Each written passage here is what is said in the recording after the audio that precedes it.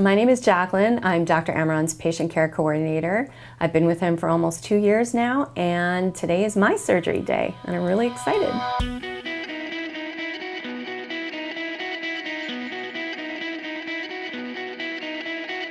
Today I'm going to be doing mini lipo of the upper outer thighs. It is a problem area that I've had since I was 12 years old, and no matter what I do, diet and exercise, that's the trouble spot. That's the spot that is never going to leave, and I'm very excited to have it taken care of.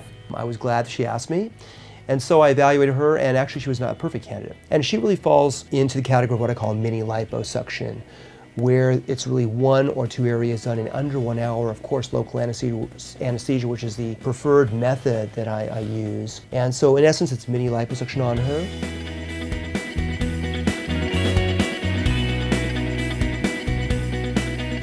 Dr. Amron has a really unique approach to what he likes to call the aging face, and he really takes his time to evaluate each patient and go through the different ways that the face ages.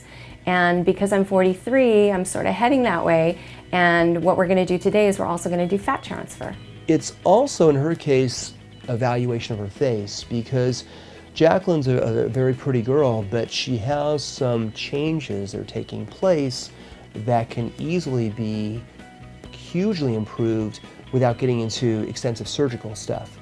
And I've done little things on Jacqueline over the couple years. I've done Botox on her, a little bit of Restylane and filler in areas. I just did fractional CO2 on her to improve her skin texture, improve fine wrinkling on her. In Jacqueline's case, she was a great candidate for fat transfer. She needed volume replenishment. Fat's a great material to use.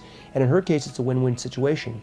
We did liposuction, we got the fat. The fat can be a perfect material, and it can really last permanently. In most patients it does. How you're looking at light's very important. I see too much highlight here, and I see too much shadowing over here. So we're going to replenish volume in Jacqueline's case, a little up in the temple area, a little in the lateral cheek area.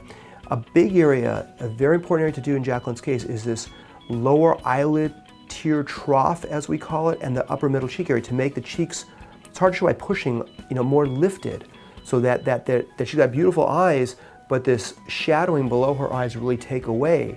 So the fat transfer in her upper middle cheek area and lateral cheeks is very important to do. Being Dr. Amron's patient care coordinator, I am in a very unique position. I get to see from the beginning to end the entire process. He does really difficult lipo cases. Patients come to see him from all over the world for first-time lipo and revision lipo, and they come to him for a reason, and it's because he's the best. And I really believe in his approach and his technique, and I've seen so many happy patients leave this office over the last 2 years that I've been here that I'm just so excited for myself, and I'm ready to go.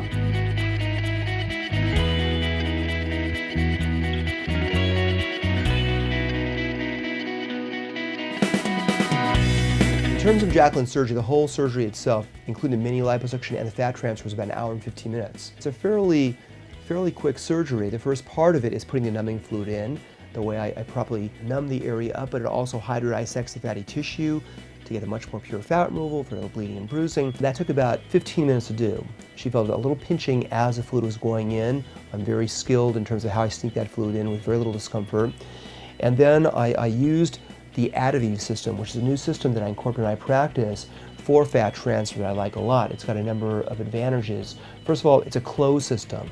The fat is never exposed to air to reduce the chance of infection, which I've never had anyway, but now it takes it to an even lower level of chance of infection, as well as not exposing that fat to the air itself, so that it has the highest chance of survival in terms of fat grafting. It's a very purified product to transfer that's very clean and has a higher take in terms of survival of that graft into different areas of the face or body. To extract the fat while I'm doing liposculpture itself, for the fat transfer to her face.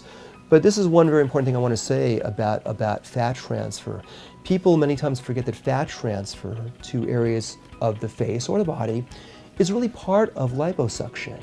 You've got to pay attention to how well the liposuction or liposculpture is done, and when I'm targeting areas For fat transfer, I'm targeting disproportionate areas, and that's why somebody has to be properly evaluated in terms of where to target. Otherwise, you can either throw something out of proportion by removing too much fat for fat transfer to put in another area and create a weird proportion that now I have to redo and do revision work on to reproportion the patient, or they can cause irregularities and indentations. I guess what I'm trying to emphasize is for people doing fat transfer, don't forget that the liposuction is half of it. It's an important part that it's done perfectly.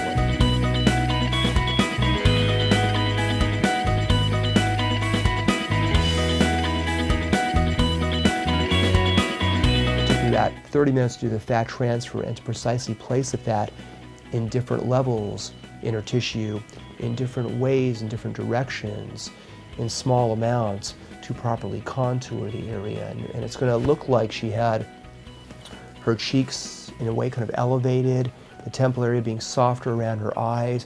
It's almost going to look a little like her eyes had a little bit of a subtle brow lift and softening around them by the way in which it's going to replenish the volume in those areas.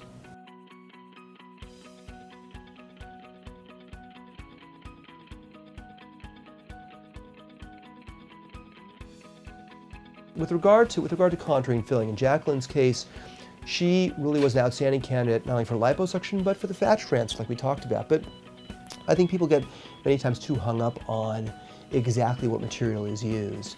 You know, whether it's Restylane or Juvederm or Sculpt or Radiesse or fat or whatever it is.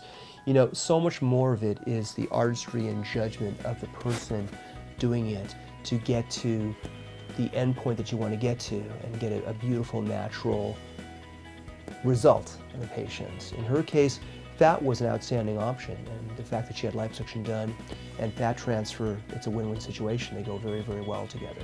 When I'm not going in to do liposuction and somebody wants some facial contouring, many times I will not jump to doing fat transfer. It's a surgical procedure. I'll use many of the other wonderful materials that we now have available to us that is really non-surgical. In terms of Jacqueline's recovery, I mean, quite honestly, the liposuction is going to be very easy the way I do it. She'll go home this evening, she'll take it easy. The fat transfer, she's going to have a little bit of swelling on her face. She probably will have almost no bruising from the fat transfer, and she'll take it easy, have a little bit of swelling for this evening. By tomorrow, most of that swelling should be down, and it's Friday about 5 o'clock, and I'll see her Monday morning at 8 o'clock for work.